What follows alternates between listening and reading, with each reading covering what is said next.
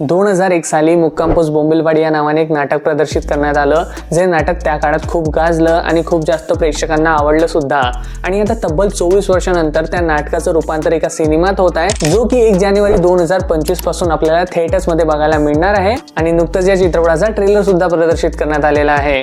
Trailer बद्दल एका वाक्यात बोलायचं झालं तर ट्रेलर खूपच जास्त मजेदार आहे। मजेदार म्हणजे या ट्रेलरच्या प्रत्येक कॉमिक सिक्वेन्सवर तुम्हाला हसायला येतं आणि प्रत्येक डायलॉगवर तुमच्या चेहऱ्यावर एक स्मित हास्य निर्माण होतं। आणि समोर या चित्रपटामध्ये काय होणार आणि काय काय गोंधळ आपल्याला या चित्रपटामध्ये बघायला मिळणार यासाठी तुम्ही उत्साहित होता आणि चित्रपट कधी येतो आणि कधी मी थिएटरमध्ये बघायला जातो असं वाटतं। आणि एका ट्रेलरचं हेच तर काम असतं, चित्रपटाची थोडीशी झलक दाखवून ऑडियन्सला थिएटर पर्यंत आणणं, आणि हे काम हा ट्रेलर पुरेपूर करतोय। बाकी बघायला गेलं तर ट्रेलरच्या सुरुवातीला आपल्याला ॲडॉल्फ हिटलरचं कॅरेक्टर बघायला मिळतं, जो की जपानला जायला निघतो अणुबॉम्बचा फॉर्म्युला आणण्यासाठी, पण त्याचं जे विमान असतं ते क्रॅश होतं बोंबिलवाडी नावाच्या एका गावामध्ये।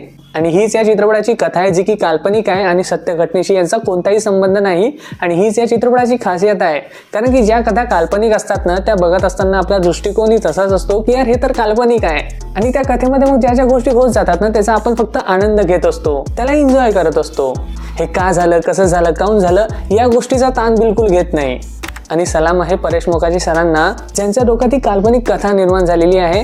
आणि या कथेची कल्पना करणं सुद्धा खूप मोठी गोष्ट आहे, कारण की आपण विचार सुद्धा करू शकत नाही याबद्दल। त्यासोबतच यामध्ये जे हिटलरचं कॅरेक्टर दाखवण्यात येत आहे ते साकारताय प्रशांत दामले सर। आणि ते हिटलरचं कॅरेक्टर बघत असताना मला एक गोष्ट अशी जाणवली की ते कॅरेक्टर जरी हिटलरचं असतं आणि तो बाहेरून पूर्ण हिटलर वाटत असला, तरी त्याची इनर पर्सनॅलिटी जी आहे आणि त्याचं वागणं जसं आहे ते चार्ली चॅप्लिन सारखं आहे।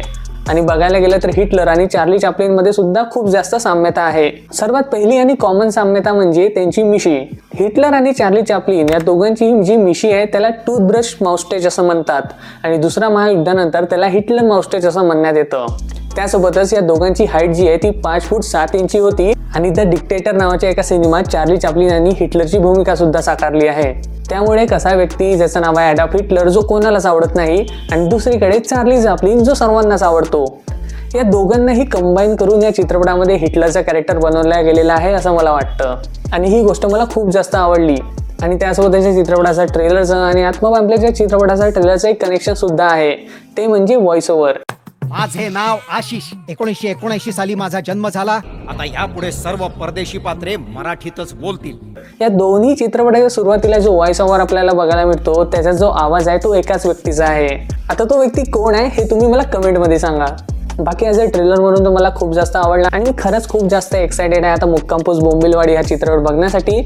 बाकी तुम्हाला हा ट्रेलर कसा वाटला, या ट्रेलरबद्दल तुमचं काय मत आहे मला कमेंटमध्ये नक्की कळवा। भेटू आपल्या पुढच्या व्हिडिओमध्ये। तो म्हणजे जय हिंद, जय महाराष्ट्र, वंदे मातरम।